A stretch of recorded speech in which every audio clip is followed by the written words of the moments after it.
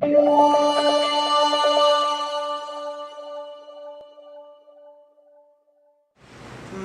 people, while growing up, have this idea that life somehow falls into what your grand scheme is. So I want to be a doctor, for example. So that's your aim at maybe 13, 14. You graduate high school with these hopes that, of course, I'm going to be a doctor, or I'm going to be a pharmacist, or whatever the dream may be. But then when you graduate, real life hits you, and it's like, oh, maybe I can be a doctor, but not the way I envisioned it. Or maybe I can be a pharmacist, which was my initial dream, until I hit college. But before we get to me hitting college, let's start with my 16-year-old self. So really close with my parents, have a lot of half-siblings, marriage going fine to me. And then one day, oh, we're getting a divorce. So that affected me. I was in the 12th grade, and my plan was, I'm going to go off to school. I already got accepted to the University of Jacksonville. I want to be a pharmacist. I'm going to have a nice convertible, and it's going to be red, and that's going to be my life. Because they tell you it was a convertible, and I'm very serious with that. I wanted a red drop-top convertible. Oh, you really I was serious. fancy, right? Okay. But divorce, as we all know, costs money.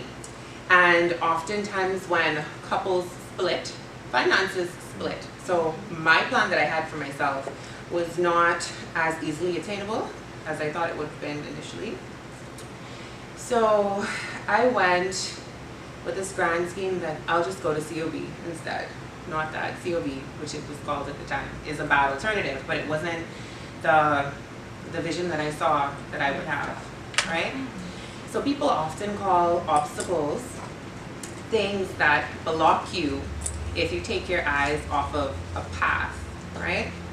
So let's say the path is to graduate college and to be successful, right? That's the journey, that's the end goal, that's the from point A to point B, right?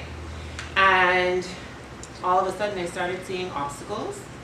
So I stopped looking at what my end goal was, and I started looking at what was happening around me on a day-to-day basis, as opposed to trying to get to where I wanted to be.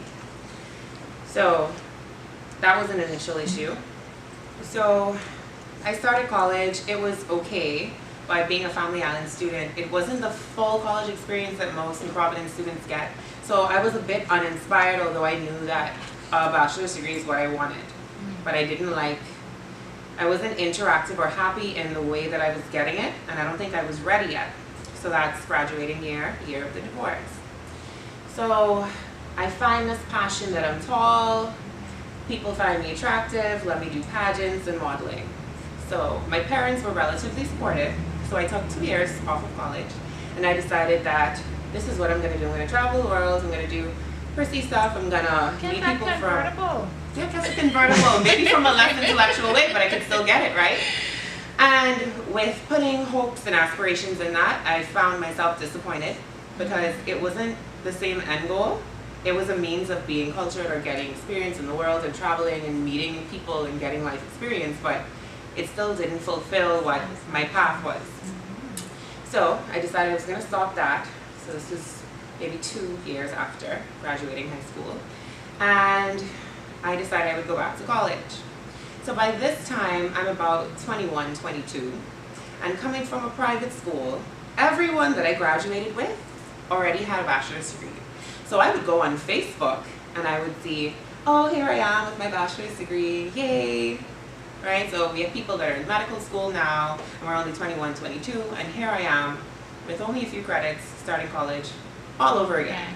Which, although it's still on the path, it made me feel like I was behind because I found myself comparing myself to people instead of sticking to what my path was. So I start college, and the way that I went back to college is really funny. I had a mutual friend, I would call. We weren't the closest of friends initially, but he encouraged me, why don't you apply for a ministry scholarship? I was like, no. I've been out of school forever. My grades were good, but I'm old. Most of the scholarships have like age limits and you want to transcripts and all of this, and I don't feel like I'm gonna fit into that. I would just pay my plan, you know? So I applied for this scholarship. I had no letter saying that gonna go to school. But he told me to come to the classes that fit into my degree with him because he followed the biochem path as well. So there I was sitting at the College of the Bahamas for like 2 to 3 weeks, not registered in classes, not paying for anything, just kind of sitting in waiting on this letter that I have no idea whether it's going to come or not. And it came. So that was my first go by faith, not by sight, and stick to the path and don't look at what you think the obstacle is. That was my first breath of fresh air that, okay, I can do this. So fast forward about 2 years, and I transferred from Grand Bahama to New Providence because, you know, Family Islands, you can't finish certain programs. So I transferred, and I'll never forget it. It was January 3rd that I came, put stuff on the boat. I am moving to New Providence. I have never lived alone ever, but I'm going to be a college student and I'm going to graduate and finally, right? So this is at maybe age 23, right?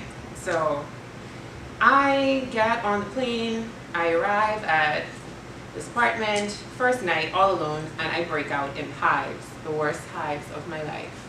So knowing me, and Stefan knows me, I am kind of allergic to the planet. So I feel as if I'm allergic to fabric softener, I'm allergic to the little buttons and the belt buckles with nickel in it. I am very sensitive, right? Allergic to the planet. So I'm thinking it's just an allergy. But they didn't go. And they lasted about 3 months to about March, to the point where I couldn't take it anymore. So I had joint pain and I felt terrible and I was tired, and I'm telling my mom, oh, I don't think I can do it by myself. I'm here, I have no support system, no family. What do I do? So every doctor is telling me, oh, you have lupus, right? So you have hives, rash, you have joint pain, it has to be lupus. Spend all kinds of money on medical expenses. But by that time, it was kind of feasible because I wasn't paying for tuition, so I still kind of dragged along in college, but I used the money I would have spent on tuition on healthcare until I got 3 no's that I didn't have lupus, and I accepted that, right? Mm-hmm. So that health scare put me back about 8 months, so that's a summer and a fall semester. So at this point, I'm back home, where I'm from, in Grand Bahama. I have to move again to go back if I want to finish my degree. How am I going to do it? The scholarship barely wants to pay. You know, you're not taking full course loads. What am I going to do? Going again, by faith, I end up with a scholarship reinstated, so that was fine. And since then, I have picked, when I was in college, all of the options that everyone thought made me weird or crazy. So everyone wants to be a doctor. Everyone wants to be a dentist. Everyone wanted to be a pharmacist, something medical. And I was one of few who wanted to be outside and that likes to be in the bush, that likes to be around kids, that likes plants and has more photos of plants in my phone than selfies. So how am I supposed to fit into this this mold and this college environment that I have? I took everything that was related to the environment that I knew if I decided that I wanted to change my mind after I graduated college, it would be impossible for me to get into medical school because I have no physiology and all of these human anatomy things. No idea about them. I can't tell you the layout of inside of the human body more than the head, the chest, the abdomen. That's me, right? So I committed that I want to be an environmentalist by any means necessary in a wholesome, moral way, right? So I did that, and I graduated last fall, and it was an interesting journey because I had so many obstacles because I took my eye off of the pathway, and I didn't have a reliable car. I was here alone. I could afford rent, but I couldn't afford to live. You know, you survive, but you're not living. And all I said was, if I can make it to the end of the year, I'm going to be good. I found a part-time job, and it happened when I went to Grand Bahama on a break, and I told myself that this is going to be a way for me to be secure. The money seems good, the hours seemed flexible, but when I came back here and I was working in the job, which was not at all environmental, it was health related, I found myself suffering, so I felt like I was punishing myself. I was working overtime and not being paid overtime. I was being disrespected. It just wasn't a happy or healthy environment for me to work in. And I quit. And I remember calling my mom and I was like, I am going to quit this job. I don't want to work here anymore. I can't deal with it. And she was like, are you sure that's what you want to do? I said, yes. And my mom and I have this weird relationship where oftentimes she turns into the daughter and I turn into mother, and then it switches based on what we're going through, because I'm there for her and we have a friendship, although it's still a mother-daughter relationship. And with that, she was like, okay, I trust your judgment. And I called my boss and I was like, I quit. I have found another job and it's in my fields, so I'm going to be happy. She's like, for real? Yeah, I got my dream job. Click. And I had no dream job at all. And my dad was like, are you crazy? Who quits the job? You know, you make your bed before you run. You know, you have something to fall back on before you decide that you're going to quit. But I wasn't following that. I quit the job and I said that I had my dream job. So the island looked broken. No one had electricity for weeks. And I'm there like, how am I going to get a job and apply for a job in the middle of the hurricane, like post-hurricane cleanup time? I have no job. I have a few $100s from the last job, and the money getting a little tight. You know, it getting a little tight. Rent has to be paid. So I called, can I say where? Okay. So I called the Bahamas National Trust where Stefan and I both work. And I asked if there were positions, and the guy who had the job that I currently have before me was a friend of mine, and he said, why don't you apply? I'm going off to grad school and it's going to be an opening, try it. And I did that before the hurricane when I wanted to quit, but I got no answer. But I still quit, saying that I had my dream job. And the hurricane went and gone, power's back on, and I'm calling like, are you guys gonna is the vacancy still there, because I need a job, or you know. So they're like, yeah, we'll work on it. And literally I prayed and I cried and I broke down in my car, and I was just hollering like I'm inconsolable in my feelings, and I prayed and I was like, this is what I really want and this is my dream, and if it is in God's will, then it will come to pass. And literally the next day my phone rang. And you know, obstacles, the things that you look at when you're not looking at the path. Imagine me applying for a job, not wanting to answer a number that I don't really recognize. Knowing that I didn't apply for multiple jobs. I applied for one job. That was my dream job, because I saw no other way, and I found myself settling every single time. And I really wanted to just be successful the way that I envisioned it. So I answered the phone not on the first time, but on the second time. Person calls, and I didn't answer, and they called again, and I was like, well, this has to be something, right? Silly me, now looking back at it. It was like, are you available for an interview tomorrow? Okay, bye. Right? Yeah, okay, bye. Come in tomorrow at 10. Did that. And in that meeting, usually I'd go into things with a little bit of anxiety, and I feel unsure of myself, but I knew in my heart of hearts that I had prepared myself for that moment in order to be blessed with what I truly needed at the time.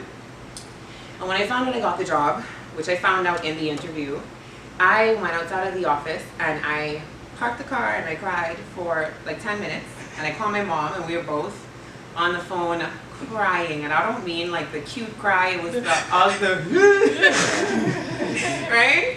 And it was her birthday, and I knew that I had no money to buy her anything, to send anything on the boat, or be like, this is a gift certificate for something. But the amount of happiness that she had, because she had faith in me, was really, really heartwarming, because I felt like oftentimes people didn't have the same vision that I had. Like, I knew that an environmental career can have me happy and successful, but people view that as, oh, you want to be in the bush? Oh, you want to be around children? Oh, you want to be around snotty-nosed, affluent people who feel like the environment is somehow something of entitlement that everyone else can enjoy, that sort of thing, right? You know, we live in a culture where people feel like, oh, Exuma is nice, but how many people get to see Exuma? You gotta have money to go. Or, oh, Bimini is nice, but who has money to fly there and stay at a marina and actually enjoy it, right? So I got the job and I started working, and I had one mindset of what my position was going to be, and then it ended up being so much more than I envisioned it. So I thought, okay, it'll be environmental education, and I'll tell people about the environment, and that'll be that. Maybe speak at conferences or speak at classroom sessions and go out and do outreach. But it ended up being me managing a program where I see about 15,000 young people in a year, right? So that's thousands every month. And I didn't realize how much of a blessing that was until you see a little 5-year-old looking up at you with so much joy, being able to tell you everything that you tried to tell them in an hour-and-a-half park experience, and saying it from the eyes of a child, which is purely innocent, and actually getting it. So it's like having a vision when I was a teenager and having it come into fruition, and now working with thousands of kids in a year. And even if, let's say, 1 or a few hundred of those kids end up getting the spark that I had and being encouraged the way that I was sometimes encouraged to follow the path that I went down, that is truly a blessing. So I'm saying to you that with my testimony of how my life went, if you have an obstacle or something that makes you feel like you can't get down the path that you want, stop looking up and around and looking to other people and looking to your environment. You have to only see the end goal and know that once it is something that is in accordance with God's will, you know that it's going to happen. You just have to have faith and actually work for it. Sometimes we have faith in things and always see our obstacles, so it never comes to pass. So know that you can reach your end goal, but if you have only one means of getting to this end goal, you will never be happy, because you may think that from point A to point B is one straight road, but it may end up being a mountain with a valley and a river and a moat of alligators and lionfish, and then all of a sudden a little beach and you're there, right? So that's a little bit about me. I don't want to get teary-eyed and start crying, because that's the type of person that